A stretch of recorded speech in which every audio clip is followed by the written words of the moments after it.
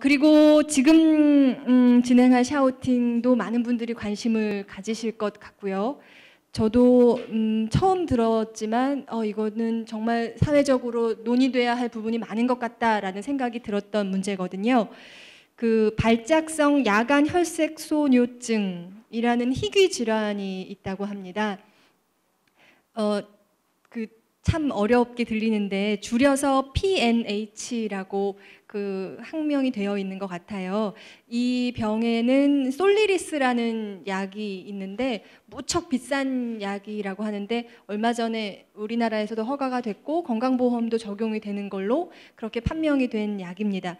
그런데 이에 대해서 이 솔리리스가 이렇게 식약청 허가를 받기 이전에 무상 공급 프로그램에 참여했다가 솔리리스의 부작용 중에 하나인 수막알균에 감염돼서 사망한 분이 계십니다. 나이도 어린 서영순 씨인데요. 서영순 씨, 고인이 된 서영순 씨의 아버지께서 오늘 샤우팅 하시겠다고 준비하고 계십니다. 따뜻하게 박수로 맞아주시고요. 먼저 그 부작용에 대해서 아버지도 보시고서 기록으로 남기셨어요. 영상이 준비되어 있는데 먼저 보시고 아버지를 무대로 모시도록 하겠습니다.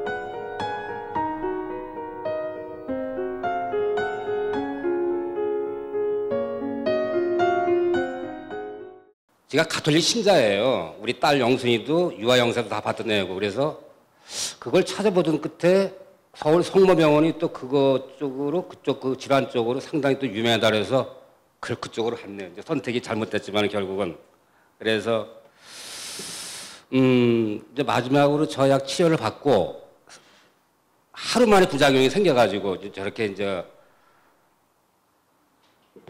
저거를 참 무서운 병이에요. 그래서 죽어도 깨끗하게 못 죽어요.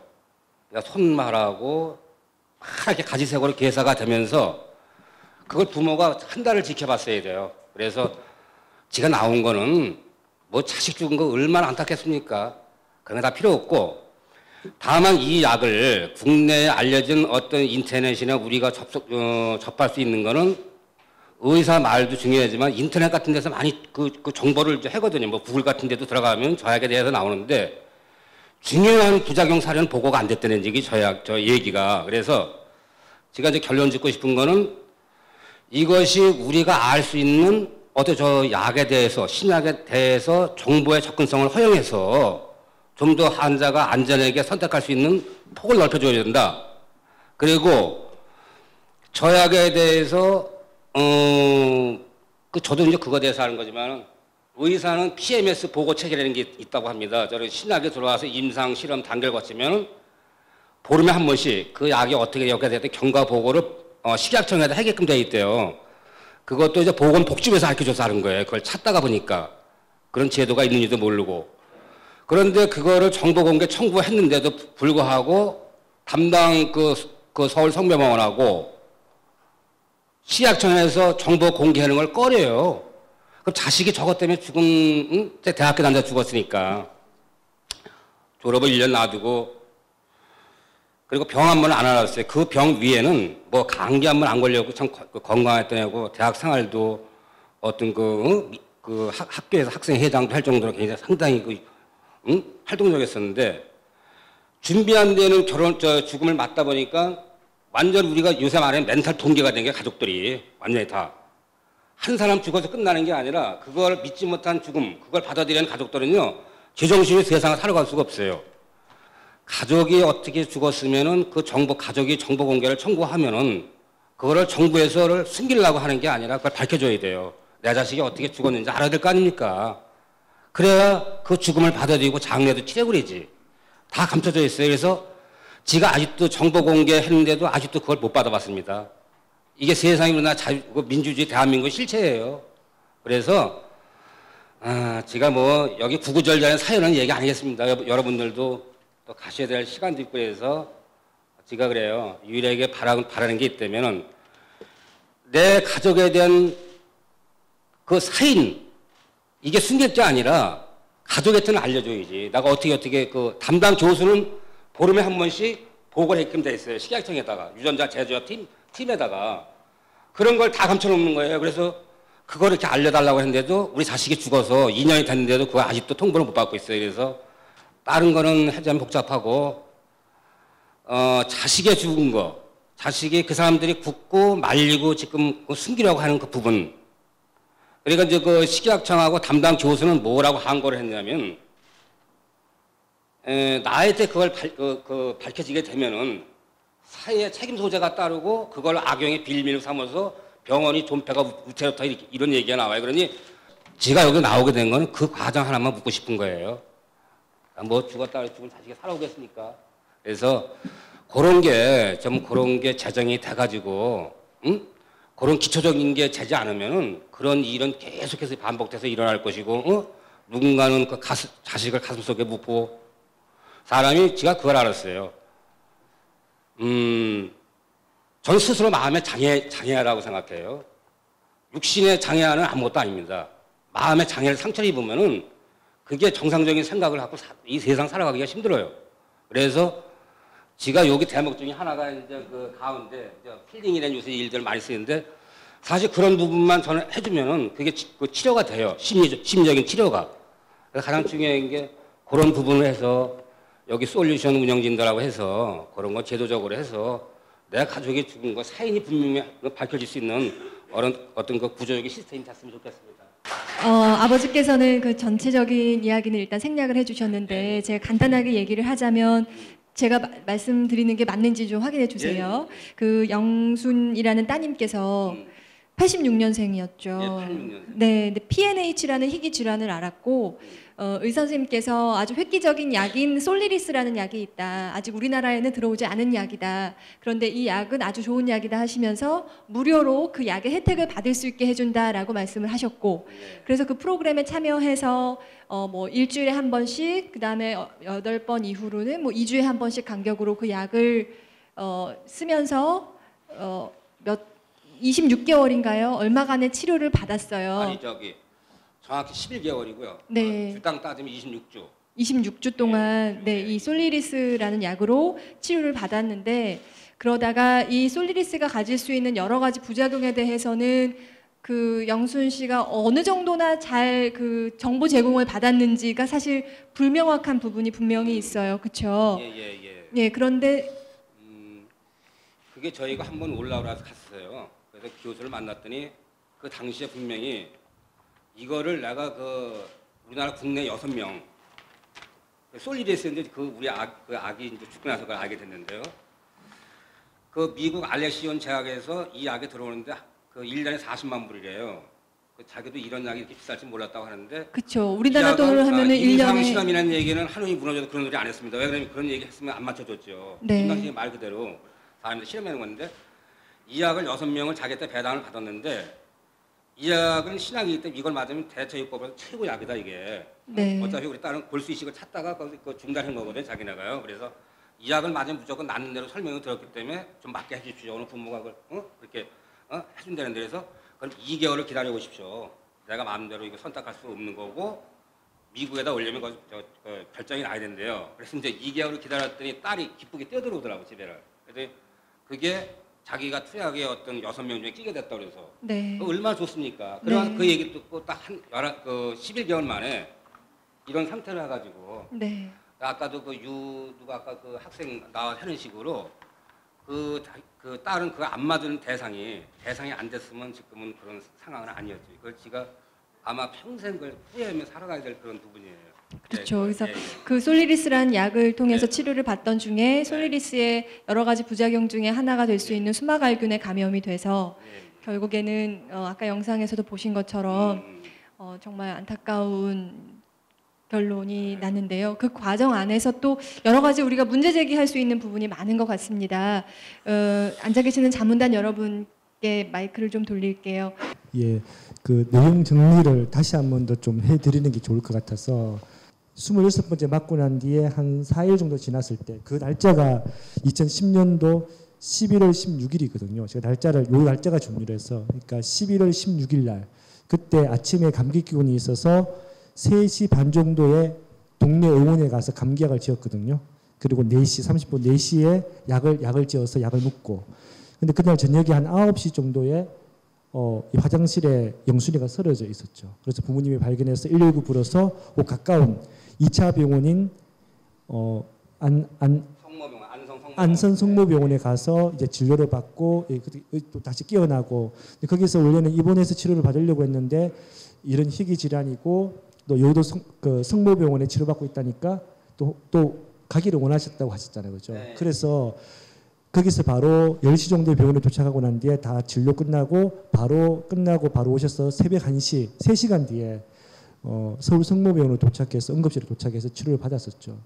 사실 이제 여기서부터가 이제 말이 다른 건데 병원에서 주장하는 거는 이미 3일 전부터 그러니까 11월 16일이 아니라 15일 그 전부터 이미 증상이 있었는데 그리고 병원에서 충분히 이런 이제 증상이 발생하게 되면 바로 응급실에 오라고 이야기를 했고 안전 키트도 다 이렇게 수술 추첩도 다 주고 다 했다는 거죠. 충분히 설명을 했는데 이 영순이가 제대로 대처를 하지 못해서 결국은 늦게 와가지고 결국은 이 잘못됐다라고 이야기를 하고 있는 거고 유족이 이야기하는 거는 아침에 감기 증상 발견하고 난 뒤에 개인 의원 갔고 바로 약국 갔다가 2차 병원 갔다가 바로 온 거죠. 거기 총 8시간밖에 안 돼요. 그리고 문제는 뭐냐 하면 응급실에 왔을 때 새벽 1시에 도착했는데 교수님은 10시에 왔었죠. 그러니까 9시간 뒤. 그러니까 9시간 뒤에 오셨거든요. 왜냐하면 이 정도 중환자라고 하면 사실은 바로 연락해서 오게 하셔야 되는데도 어쨌든 9시간 뒤에 오셔가지고 그 다음날 새벽 오후 한 3시, 4시쯤 응급실에 입원했고 그 다음부터 아까 같이 이런 증상이 발생해서 결국은 돌아가셨는데 이게 핵심이 뭐냐면 이 임상시험 그러니까 이 프로그램에 참여하기 전에 백신을 맞았었어요. 이 수막알균을 걸리게 되면 죽거나 사지를 절단해야 되기 때문에 이걸 막기 위해서 이제 백신을 접종을 받거든요. 그것도 경희대 병원에서 받았었죠. 받았는데도 불구하고 이 수막알균에 감염돼서 결국은 이렇게 비참하게 사망했는데 이제 이 과정이 중요한 거예요. 이 어떤 과정이냐면 이게 임상시험이 아니더라고요. 저희들은 교수님이 참여했기 때문에 다 연구자 주도 임상, 정식 임상인 줄 알았는데 알고 보니까 그게 아니라 한국에 원래 식약청의 허가를 받지 않으면 그 약을 못 쓰게 돼 있어요. 하지만 이 영순이 같은 이 솔리리스 같은 약, 미국에는 약이 있는데 한국이라는 허가를 받지 못한 경우에는 자가 치료 목적으로 상업적 목적이 아니라 환자가 살기 위해서 하는 것은 희귀의약품센터를 통해서 약을 구입할 수 있는 제도가 있어요. 원래는 어떻게 하냐면 환자가 희귀의약품센터에다가 이 약을 신청을 하고 교수님의 진단서와 그 다음에 처방을 받아가지고 돈을 지급하면 그 희귀의약품센터에서 외국의 도매상에다가 약을 구입해서 공급해 주는 제도거든요. 원래 환자가 돈을 내는 거예요. 근데 이거를 환자가 돈을 내는 게 아니라 신청은 다 환자 이름으로 하지만 돈은 제약회사가 돈을 내는 거죠. 이게 돈을 대고 대신 이제 이 약을 쓰면 이제 각종 증상들이 있을 거 아니에요. 이 모든 증상들을 다 이 정보들을 사용할 수 있는 동의서를 제약사가 받는 거예요. 영순이한테 다 받았더라고요. 아버님은 잘 모르시고 영순이한테 다 받은. 그렇게 결국은 뭐냐면 요 의약품 구입 동의서, 희귀의약품 센터의 의약품 구입 동의서라는 동의서 하나하고 환자한테 제약사가 이 정보를 사용할 수 있는 두 개의 동의서를 다 결합하면 임상시험이 되는 거예요. 아시겠지만 임상시험이라는 것은 굉장히 엄격한 절차나 보호를 받잖아요. 근데 이거는 이제 보호가 받지 않는 거거든요. 어떻게 봐야 되나요, 이인재 변호사님? 저도 좀 어렵네요. 근데 우리 아버님께서 원하는 거는 따님의 사망 과정에서 그 제약회사와 의사가 식약청에 보고한 리포트 그걸 알고 싶은데 그거를 공개하지 않는다는 게 너무 분하고 억울한 것 같습니다. 그래서 오늘 이 자리에 온 목적이 이제 내가 내 딸이 임상시험을 받다가 사망을 했는데 그 자료를 안 알려주는 게 과연 민주주의 사회에서 있을 수 있는 일인가? 저도 있어서는 안 되는 일인 것 같은데 현실적으로 우리 그 아버님이 이 자리에 오셔서 말씀해 주신 거 보니까 아직까지 대한민국에 그런 일이 이 복지부와 식약청에서 이루어지고 있는 것 같으니까 저는 도저히 제 상식으로 이해가 안 됩니다. 왜냐하면 그거에 대해서는 환자가 우리가 알 권리라는 게 있잖아요. 우리 헌법에 보장된 헌법 10조 인간의 존엄과 같이 21조에 보면 이 알 권리라는 게 있기 때문에 이 알 권리에 근거해서 정보 공개 요청을 하면 제가 판사라면 당연히 공개하라고 했을 것 같은데 근데 이게 공개가 안 되는 현실이 저도 좀 이해가 안 됩니다. 그래서 뭐 정말 그 보고서에 제약회사와 의사만이 알아야 되는 중요한 정보가 있는지 모르겠지만 그렇다면 당연히 환자나 보호자도 당연히 알아야 될 것 같거든요. 왜냐하면 그 의사가 쓴 보고서에는 결국은 환자의 정상과 그런 검사 자료를 기초로 한 거기 때문에 환자의 글씨잖아요. 그죠?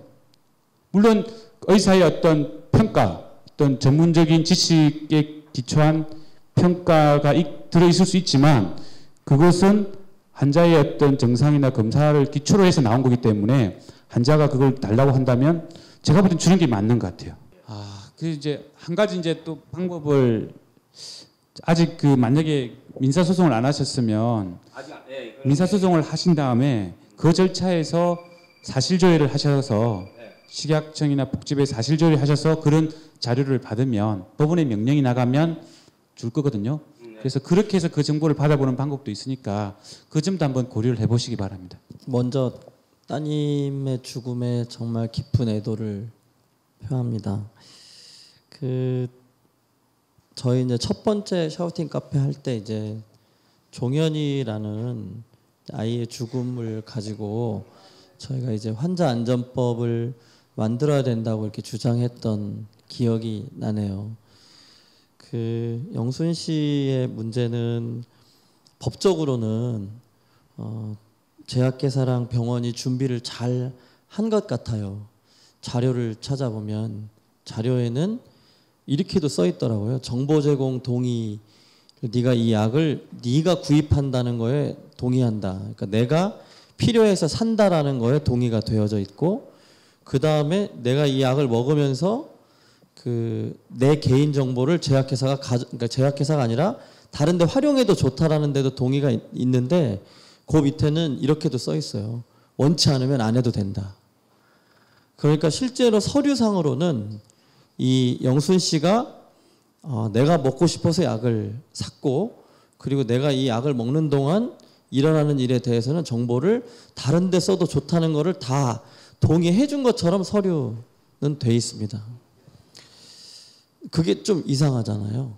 왜냐하면 이거는 환자 지원 프로그램이라는 이름으로 약을 40만 달러나 하는 약을 허가가 나기 전에 미리 줬다는 건데 이거를 주치 의사 선생님도 지금 형식적으로만 보면 제약회사하고 교수님께서는 너무 착한 분들인 거예요. 제약회사는 40만 불짜리 약을 공짜로 줬고 이 교수님은 정말 별로 대책이 없어서 우리나라에서 골수를 못 찾는 환자에게 새로 나온 신약을 허가도 나기 전에 사용을 권유해서 공짜로 먹게 해줬다. 지금 이렇게 돼 있는 거거든요. 밖으로는. 근데 환자 입장에서 생각을 해보면 안 먹었으면 안 죽었을 것 같고 나는 먹겠다고 얘기한 적이 없고 교수님이 먹으라고 해서 먹었고 사인하라고 해서 사인한 거예요. 지금. 그러니까 이게 누구 입장이냐에 따라서 굉장히 다르게끔 형식적으로는 만들어져 있습니다. 근데 환자 입장에서만 보면 너무 억울한 거죠. 제도적으로 보면 어디가 되게 허점인 것 같냐면 일단 거에 되게 정말 좀 궁금한 건 뭐냐면 의약품 부작용에 대한 설명서와 동의서는 없습니다. 이 서류에 제가 본 서류에는 없어요. 그러니까 이게 이제 약을 구입해 온 게 이 의약품에 대한 부작용 설명이 의사의 책임이기도 하지만 우리나라 법적으로는 약사의 복약 지도의 영역에 있기 때문에 이 사람이 이제 따님이 약을 만약에 어디서 사오셨다면 그걸 파는 기관이 이 약을 팔 때 어떤 동의를 받았는지가 그 서류가 다른 데 남아있는지는 모르겠으나 현재 진료 기록에는 분명히 없습니다. 환자는 예방주사를 맞은 걸로 봐서는 수막 알균이 위험하다는 설명을 들은 것 같기는 하지만 환자가 감기 증상이 있었는데 동네원을 간 걸 보면 그게 얼마나 크게 위험한 일인지에 대해서는 잘 인지하고 있지 못했을 가능성이 충분히 있어 보이는, 정황적으로는 지금 그런 상황인 거죠. 실제로는 만약에 제약회사가 정말로 좋은 마음으로 프로그램을 하는 것이었다면 그 약 먹으면서 생기는 정보 제공 동의서를 굳이 요구하지 않아도 됐을 것 같다는 생각이 듭니다. 다른 생각이 없었다면, 다른 생각이 추호도 없었다면 그냥 약을 줬으면 되는 일이지, 그 뒤에 아주 여러 장에 아주 자세하게 써져 있고 환자가 다 스스로 동의한다는 것이 너무 자세하게 써져 있는 동의서가 그 뒤에 다 붙어 있고 마지막에는 네가 원치 않으면 동의하지 않아도 된다까지 써져 있는 동의서가 있다는 거죠. 이게 정말로 순수한 것이었을까에 대한 생각은 조금 듭니다. 가장 크게는 이런 생각이 들어요. 첫째는 허가되지 않은 약에 대해서는 일단 우리나라에서는 신약이라고 부르는 것이 적절치 않다. 예비 신약이라고 하든지 라고 얘기를 했어야 했다. 그리고 설령 본인의 요구에 의해서 허가받지 않은 약을 먹게 되는 경우에도 그것에 대한, 그 약품에 대한 부작용 설명은 병원에서 하든 그 의약품센터에서 하든 어떤 형태로든지 충분히 되었어야 한다. 이 두 가지는 제도적으로 좀 보완이 필요하다는 생각이 듭니다. 오늘 샤우팅으로 이제 끝이 아니고 또 계속해서 서로 도움도 주고받고 했으면 좋겠습니다. 오늘 고맙습니다. 네.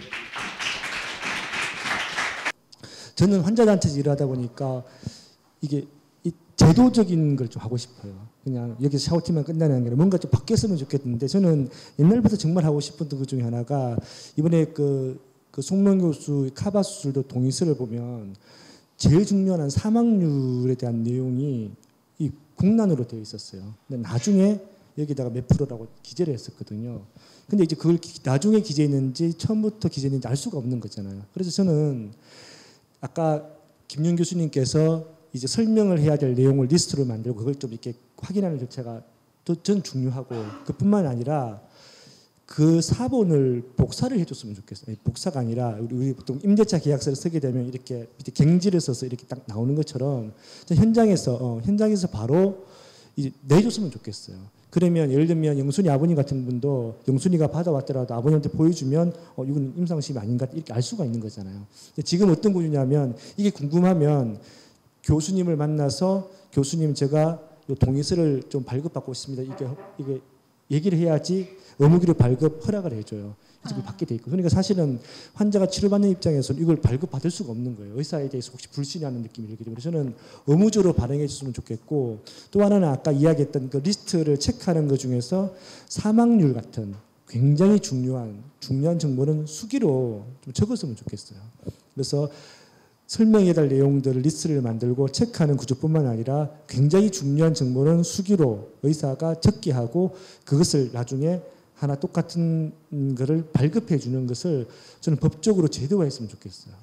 저는 뭐 계속 말씀드리지만 이게 지금도 알 권리를 보장하지 않는 건 아니에요. 그러니까 이미 알 권리를 보장한다는 건 가서 진료기록 사본을 요구해서 받을 수만 있다면 그건 이제 보장이 됐다 이렇게 보는 거니까 보장은 돼 있는데, 그 보장돼 있는 거를 좀 더 적극적으로 어떻게 할 거냐, 이런 노력에 대한 것이고, 우리 임대차 계약서 쓰듯이 쭉 쓰고 이렇게 볼펜으로 쓰면 밑에 똑같이 나오잖아요. 그 자리에서 설명해주고 하나 그냥 주면 좋겠다는 게 제 의견이거든요. 그렇게 하면 병원도 좋을 것 같아요. 왜냐하면 나도 설명해준 거가 좀 분명히 기록에 남아있고, 한 장은 너 줬으니까 네가 갖고 가서 좀 가족들하고 돌려서 보든지 어떻게 해라. 병원 입장에서도 그게 나쁜 것 같지 않거든요. 병원도 요즘은 걱정이 그거예요. 이제 보호자한테 설명을 했어요. 이렇게 했는데 보호자가 여러 명이잖아요. 그럼 올 때마다 하라는 거냐, 이런 문제가 생기기 때문에 병원의 입장에서도 하나를 좀 주면 그 보호자들끼리 좀 돌려서 보고 또 뭐 카피해서 보든지 이렇게 하면 되는데, 지금은 그냥 한 장에다만 사인을 받아갖고 병원만 갖고 있으니까 보호자들은 도대체 내가 오기 전에 우리 엄마가 설명을 들었다는데 우리 엄마가 이 설명을 잘 들은 건지 안 들은 건지 이걸 확인할 방법이 없으니까 어떻게든 좀 한 장을 그 보호자나 가족에게 주는 거는, 그러면 그럴 수도 있잖아요. 남편이 아내가 설명을 들었다는데 줘라 설명 들은 거. 그래서 내가 좀 같이 보자. 이렇게 하면 더 정보 공유도 잘 될 수 있고 그래서 그게 좀 보완이 되면 여러 가지로 좀 해결이 될 수 있지 않을까 이런 생각이 있습니다. 좀 환자단체 연합회가 입법안을 발의하시죠. 그게 좋을 것 같습니다. 네. 네. 이게 해결책이라고 이제 나오셨는데 실제 의료법에는 열람 요청권이 있고요. 언제든지 달라고 하면 주게 돼 있습니다. 그런데 이제 문제는 우리가 수술 전날에 대부분 수술 전날에 그 레지던트가 가서 이렇게 동의서를 받거든요. 근데 뭐 수술 전에 누가 이렇게 문제 생길 거라고 아무도 생각을 안 하죠. 당연히 그렇기 때문에 그거를 복사를 한다는 것 자체를 생각을 안 하는 거죠. 그리고 오히려 제 생각은 동의서를 수술 첫날 밤에 가서 받는 요 관행을 좀 없앴으면 좋겠습니다. 왜냐하면 수술 다 결정하고 다 입원해서 마음의 준비하고 있는데 전날에 오면 뭐 그 설명이 형식적이거든요. 그냥 쓱 사인하는 거지 그게 구체적인 어떤 부작용을 자세히 들리지 않을 것 같아요. 왜냐하면 수술 받고 잘 돼야 되는데 그 죽을 수 있다 그러면 아무도 수술을 안 받을 거 아니에요. 그러니까 오히려 차라리 한 최소한 법적으로 일주일 전에는 그 동의서를 받아서 환자가 7일 정도 내가 이 수술을 진짜 받을지 말지를 꼼꼼히 검토할 수 있는 시간을 주면 정말 자기 결정권을 행사할 수 있을 것 같은데 지금은 대부분에 보면 다 전날 받더라고요. 그런데 수술 전날 받으러 가면 그 거절할 수 있는 사람은 아마 없을 거예요. 이미